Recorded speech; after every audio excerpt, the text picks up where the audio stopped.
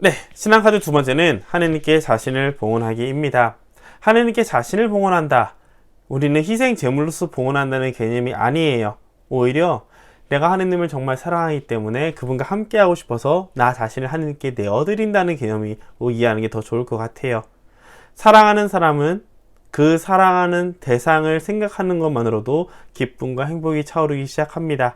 마찬가지로 내가 하느님을 사랑할 때 비로소 그분께 내 삶을 봉헌할 수 있지, 그분을 사랑하지 않는다면 우리는 삶을 봉헌한다기보다는 강제로 억지로 희생한다는 개념으로 느낄 수밖에 없을 거예요.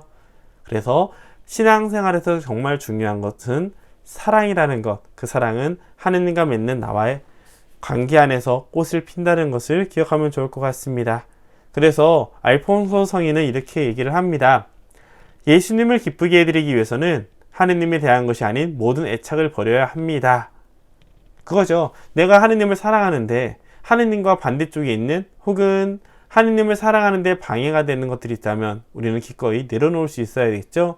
이것도 챙기고 저것도 챙기다 보면 어느 순간 이것도 고려하고 저것도 고려하면서 내 사랑의 대상인 하느님께 나아갈 수 없게 되거든요. 이건 실제로 본당에서도 신앙생활 할 때도 마찬가지입니다. 우리는 성당에서 봉사하는 이유가 하느님을 사랑하고 더 사랑하기 위해서, 신앙을 배우고 익히기 위해서거든요. 그런데 어느 순간 사제나 수도자의 욕심, 혹은 생각에만 빠져서, 혹은 누군가에 잘 보이기 위해서, 혹은 사람들과의 관계를 너무 고려하면서 또 너무 많은 배려를 하기 위해서 하다 보면은 하느님은 사라지고 하느님이 있어야 될 장소에 다른 사람에 대한 배려라는 이름의 유혹이 자리 잡기 때문이죠. 그래서 하느님이 아닌 것에 모든 애착을 내려놓을 수 있어야 합니다. 자, 그러면 하느님이 아닌 것을, 혹은 하느님께 나아가는데 걸림돌이 되는, 혹은 하느님이 아닌 자꾸 다른 것을 바라보게 하는 유혹을 벗어나기 위해서 무엇을 할 수 있을까?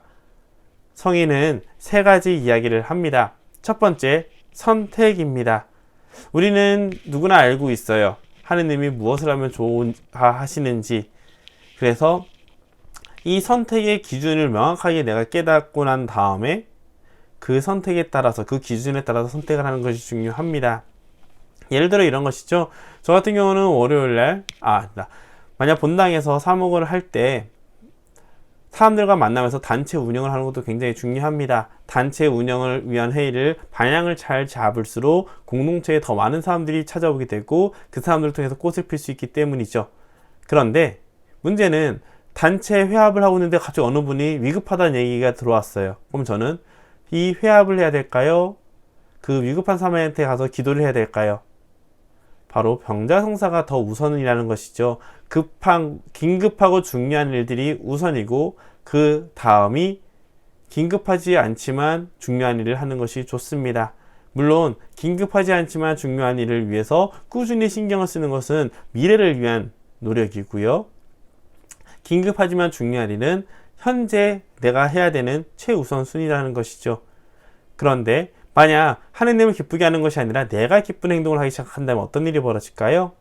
사제로서의 삶 역시 직무도 소홀하게 될 뿐만 아니라 내가 가지고 있는 공동체 안에서 누군가가 더 좋고 누군가는 조금 거리를 두는 이런 파별 혹은 차별이 벌어질 수가 있습니다. 그렇기 때문에 선택의 기준을 분명히 하고 하느님이 기쁘게 하는 것, 하느님을 기쁘게 만들 수 있는 것, 하느님이 나한테 바라시는 것, 그것을 선택하는 것이 하느님께 자신을 봉헌하는 첫 번째 요소입니다. 두 번째는 순명이에요. 순명이라는 게 무엇이냐? 이것은 장생에 대한, 즉 영적 지도자 혹은 하느님의 뜻을 찾아서 그분이 하는 것을 기꺼이 따른다는 겁니다. 예를 들어 여기 있어요. 제가 했던 것도 어떤 다양한 사목 방침을 잡고 계획을 잡고 진행을 하더라도 제 장상은 주인 신부님이시죠. 주인 신부님이 뭘 하지 마라, 혹은 이건 잠깐 멈추고 다른 걸 하라 라고 했을 때 기꺼이 내려놓을 수 있어야 합니다.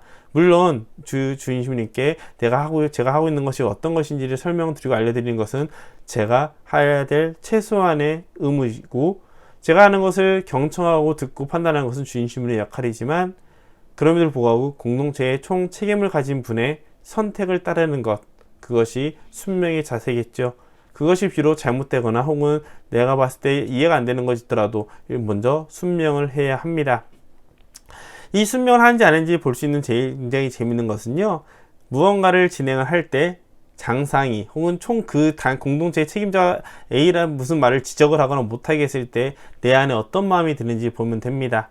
정말 공동체를 바라보는 마음인지, 아니면 내가 인정받지 못했다 혹은 내가 하는 걸 왜 방해하냐 라는 식의 개인적인 분노와 감정이 올라가는지를 살펴본다면 그것은 또 다른 차원이겠죠. 그래서 우리에게 굉장히 필요한 것이, 순명하기 위한 또 중요한 자세는 내가 하느님을 사랑해서 하느님의 일을 하는 것이지 인간의 일을 하는 것이 아니라는 겁니다. 그래서 또 재밌는 게 있어요.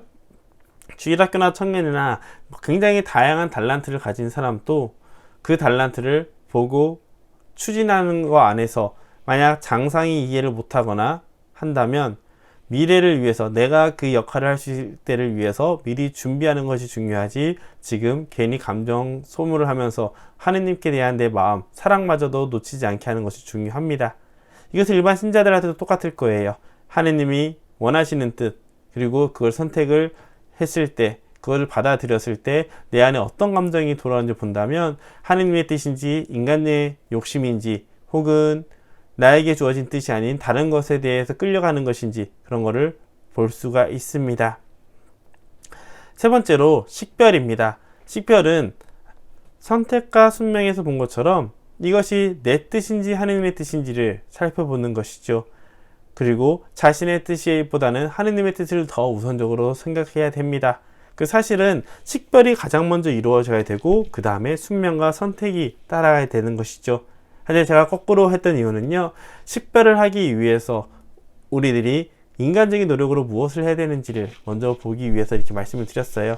중요한 것은 내가 하느님을 사랑하기에 하느님의 사랑을 하는 걸 방해하는 것을 기꺼이 내려놓을 수 있어야 된다는 거, 그리고 지금 나에게 바라는 뜻과 내가 이 공동체에서 하고 싶은 것을 구분할 수 있어야 된다는 것, 그리고 하느님께서 바라시는 것은 지금 당장 무리를 해서라도 이끌어가는 것이 아니라 멀리 돌아가더라도 절차를 밟으면서 하느님의 뜻과 하느님의 방법을 따라서 가야 된다는 것, 그럴 길을 걸을 때 우리는 하느님에 대한 사랑을 잃어버리지 않고 꾸준히 나갈 수 있다는 걸 기억하면서 하느님께 자신을 봉헌하기 위한 세 가지 자세, 선택과 순명과 식별, 그 마음을 잘 기억하면 좋을 것 같습니다.